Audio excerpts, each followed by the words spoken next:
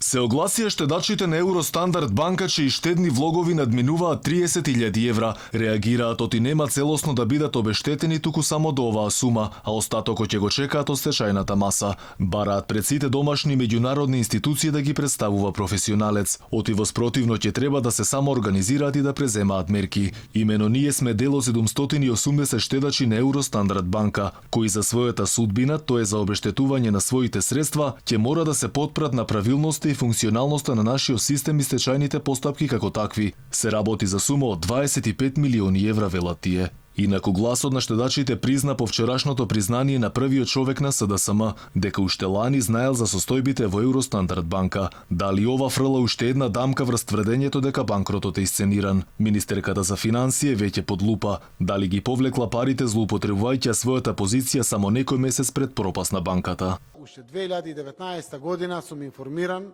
од извештаите кои што редовно ги добивам за состојбата во Евростандард банка. За намалувањето на адекватноста на капиталот, па докапитализацијата, па сите движења кои што се случуваат.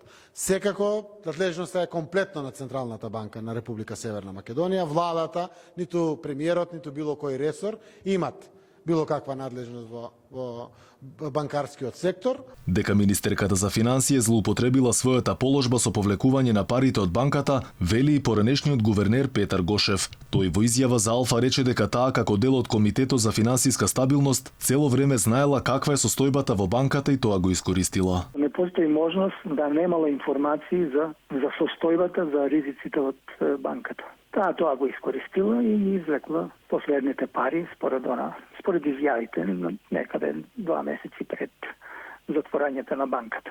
Кривична одговорност законска нема, затоа што тоа се депозити, собственост, како и на секој граѓанин.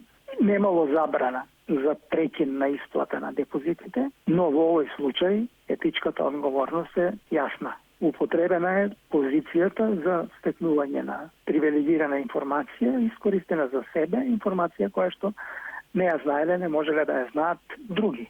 Инаку антикорупцијска ќе испитува дали министерката Нина Ангеловска знаела дека ќе пропадне Евростандард банка и тоа во оној момент кога ги повлекла парите. Ќе се утврдува и дали министерката е злоупотребила службената положба.